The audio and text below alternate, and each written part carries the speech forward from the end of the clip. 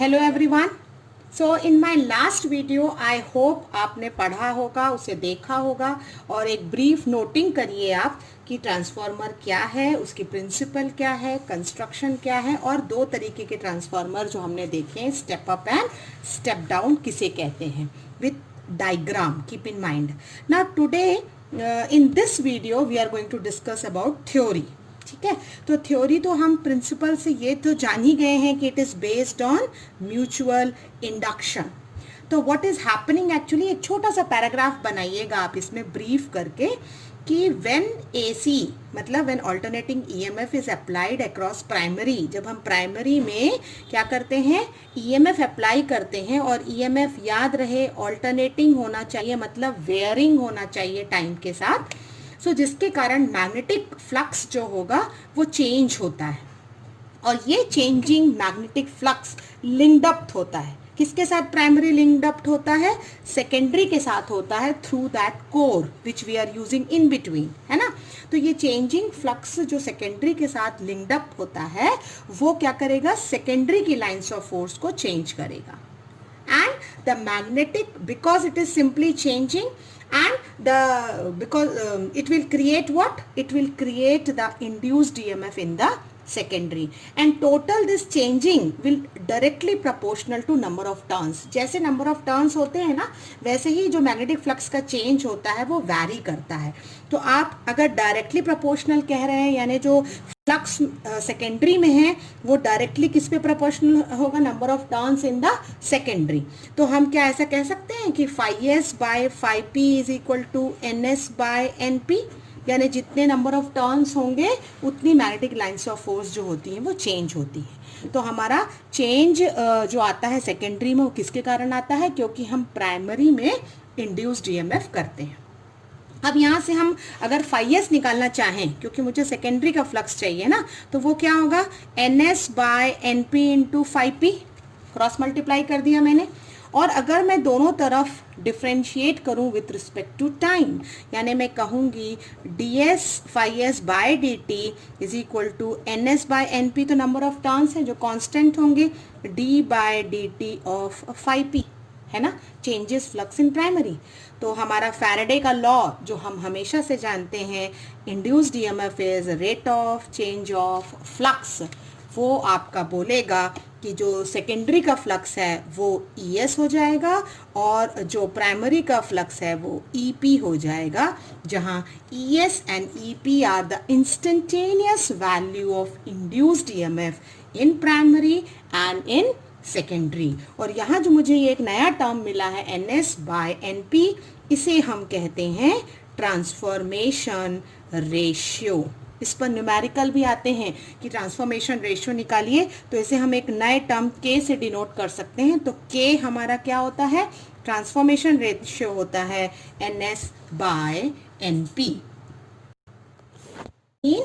That what is the transformation ratio?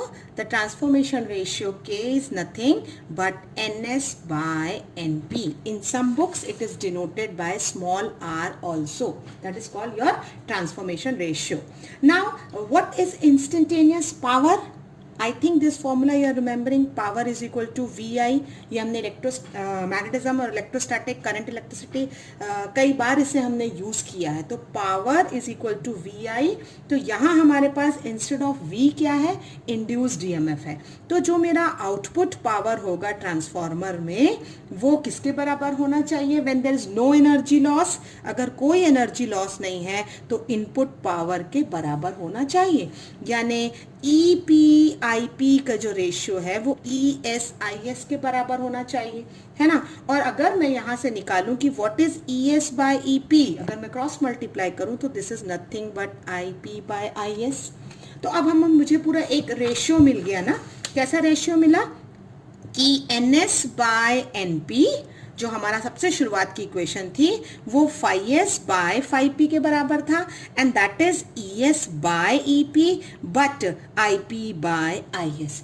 इस ratio पर आपके मैक्सिमम न्यूमेरिकल फॉर्म होंगे, maximum, where you have to just say कि कैसे आप क्रॉस मल्टीप्लाई करके नंबर ऑफ टर्न्स निकाल सकते हैं, आप फ्लक्स इंडक्शन निकाल सकते हैं, इंड्यूस्ड EMF निकाल सकते हैं, एज वेल एज करंट निकाल सकते हैं।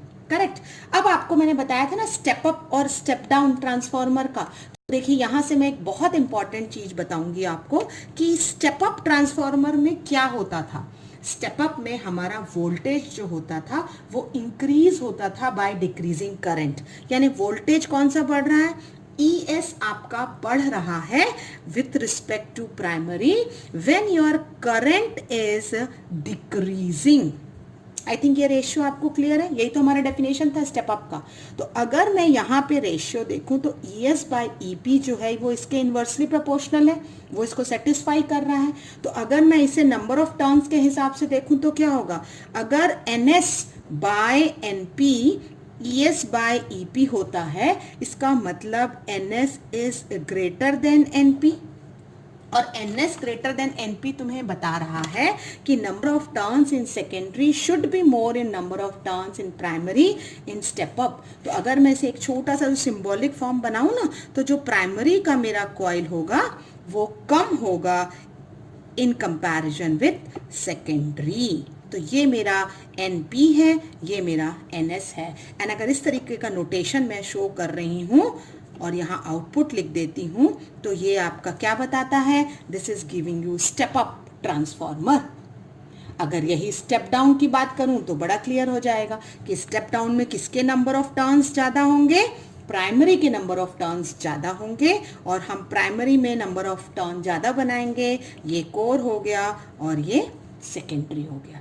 This is very important because अब तो आपके जो 20 मार्क्स के आपके जो ऑप्शनल क्वेश्चन आते हैं बोर्ड पैटर्न में, ये छोटी छोटी चीजें आपके लिए बहुत यूजफुल होती हैं। करेक्ट। अब आपको मैंने एक लास्ट जो बोला था हम खत्म करेंगे इस कि लैमिनेटेड कोर क्या है और क्यों यूज करते हैं with some of the energy losses. तो कारण ये होता है कि जब आप प्राइमरी कॉइल में लैमिनेटेड, ये वर्ड लैमिनेशन आप कहाँ सुनते हैं, जब आप फोटो को लैमिनेट कराते हैं ना, फ्रेम कराने देते हैं, तो आपने क्या कहा है कि जब प्राइमरी में नंबर ऑफ टर्न्स, क्योंकि ये कॉइल है, इसमें जब आप number of magnetic lines of force बदलते हैं तो ये एडी करंट का प्रोडक्शन करता है in the form of closed loop. तो induced EMF developed in the iron core produces the eddy current. तो क्लोज्ड लूप के फॉर्म में जो है वो एडी करंट प्रोड्यूस हो जाता है। आपको याद है ये वर्ड एडी करंट, ये हमने अपने लास्ट वीडियो में देखा है म्यूचुअल इंडक्शन में कि जब कंडक्टर में करंट होता है तो उसे एक एडी करंट जो प्रोडक्शन करता है वो मोशन को अपोज करता है, वर्किंग को हैम्पर करता है। तो अगर ट्रांसफार्मर में एडी करंट प्रोड्यूस हो गया then it will affect the working of transformer, and so we are using laminated core. देखिए एडी करंट को अपन खत्म नहीं कर सकते हैं, बट हम ये कर सकते हैं कि आप उसकी वैल्यू को मिनिमाइज कर सकते हैं। तो एक्चुअली लैमिनेटेड कोर क्या कहलाता है, वो आपका प्रिपेयर करते हैं bye joining similar iron strip together. Iron strips को जो है ना एक के ऊपर एक ऐसे रखते जाते हैं, ठीक है। ये जो मैंने स्टार्टिंग में डायग्राम बनाया था आपने देखा था, मैंने ऐसे लाइंस बनाई थी। तो ये आयरन स्ट्रिप को एक के ऊपर एक रखते हैं और इनकी कोटिंग करते हैं आपस में वार्निश से। तो जैसे मान लीजिए मेरी एक ही आयरन स्ट्रिप है, यहाँ मैंने वार्निश लगा दिया और ये दूसरा लगा दिया कोर, है ना, ये दूसरी स्ट्रिप रख दी। तो अगर एडी करंट यहाँ जो प्रोड्यूस हो रहा है वो इस हाथ तक नहीं जाएगा, यानी ट्रांसफर नहीं होगा, तो बीच में जो आपकी वार्निश है वो हेल्प करती है और एडी करंट को जो होती है वो सेपरेटली स्ट्रिप्स में रखती है, सो दैट हम एडी करंट के प्रोडक्शन को कम कर सकें। हम सिर्फ मिनिमाइज कर सकते हैं, हम उसे रिमूव या खत्म नहीं कर सकते हैं, ठीक है। तो एडी करंट के प्रोडक्शन से एक तो large amount of heat produce होती है, it may damage the insulation of copper windings. Eddy current से आपकी फंक्शनिंग हैम्पर होती है। तो लैमिनेटेड कोर यूज करने का मतलब है कि you are minimizing the production of eddy current. अब आपका आया एनर्जी लॉसेस। तो ट्रांसफार्मर में बहुत सारे तरीके के एनर्जी लॉस होते हैं, उसमें सबसे इम्पॉर्टेंट पहला हम जो देखते हैं वो कहेंगे flux loss. Actually flux loss कैसे होगा?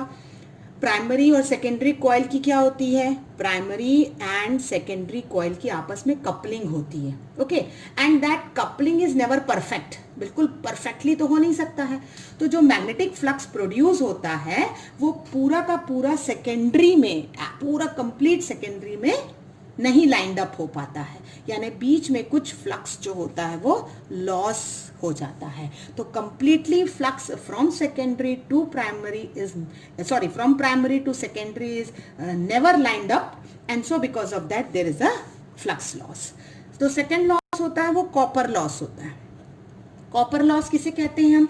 कि जो वाइंडिंग्स हैं प्राइमरी एंड सेकेंडरी की, ऐसी वाइंडिंग करते हैं ना, ये वाइंडिंग्स जो हैं वो उसमें रेजिस्टेंस है, and due to some resistance what happened, I know ना, H is proportional to I square RT, आपको जूल्स का लॉ याद है ना। तो उस रेजिस्टेंस के कारण वहां पे कौन सी एनर्जी होती है? हीट एनर्जी प्रोड्यूस हो जाती है। तो कुछ इलेक्ट्रिकल एनर्जी हमारी कन्वर्ट हो जाती है due to the presence of resistance. So there is some copper loss occurred. जो तीसरा लॉस है उसे हम आयरन लॉस कहते हैं। आयरन लॉस क्या होगा? आयरन लॉस जो होता है वो varying magnetic flux eddy current को जब प्रोड्यूस करता है ना कोर में, तो it leads to wastage of energy, and that is why we are using laminated core. तो आयरन लॉस में जो है वो एडी करंट का जो प्रोडक्शन होता है वो आपकी एनर्जी को वेस्ट करता है। चौथा जो लॉस है उसे हम कहते हैं हमिंग लॉस। हमिंग लॉस क्या होगा? आप एसी पास कर रहे हैं, मैं आपको पहले ही कह रही हूं कि आप ऑल्टरनेटिंग देते हैं, जो वेयरिंग होता है। तो कोर जो ट्रांसफार्मर का है ना, जहां पे आपके ये primary and secondary wind up होते हैं, जहां ये आपके प्राइमरी और सेकेंडरी वाइंड अप हैं, वो बीच में क्या है? कोर है, और ये कोर वाइब्रेट होने लगता है क्योंकि आप आउटपुट भी ले रहे हैं, बीच में लॉसेस भी आ रहे हैं, तो it starts vibrating and producing some kind of sound, and that is called humming sound. तो जब इतने सारे लॉसेस हो रहे हैं ट्रांसफार्मर में, तो क्या हम ये कह सकते हैं कि output power is equal to input power? No, that means जो हमने इनपुट दिया था, क्या इनपुट था हमारा? EPIP, वो हमेशा हमारे ESIS से ज़्यादा होगा, यानी एफिशिएंसी जो होती है ट्रांसफार्मर की वो कुछ इन सब लॉसेस के कारण कम हो जाती है। और एफिशिएंसी को हम, याद होगा आपको, आपने 11th में भी डिफाइन किया हुआ है कि efficiency is nothing but output power by input power. This is called the efficiency of the transformer, correct. अब यूज कहाँ करते हैं आप ट्रांसफार्मर का? आप बहुत ज़्यादा यूज करते हैं स्टेप डाउन ट्रांसफार्मर का, जब आपको ज़्यादा करंट चाहिए है, लार्ज करंट चाहिए है फॉर द इलेक्ट्रिक वाइंडिंग। फिर आप स्टेप अप ट्रांसफार्मर का यूज करते हैं जब आपको प्रोडक्शन चाहिए है एक्स रेज का। फिर आप स्टेप डाउन ट्रांसफार्मर का यूज करते हैं इंडक्शन फर्नेस पर, ठीक है। और बहुत छोटे छोटे ट्रांसफार्मर्स जो हैं आप यूज़ करते हैं टेलीविज़न में, टेलीफोन में, लाउड स्पीकर में, कई जगहों पे। So this is how we have studied the complete topic of transformer. Thank you students.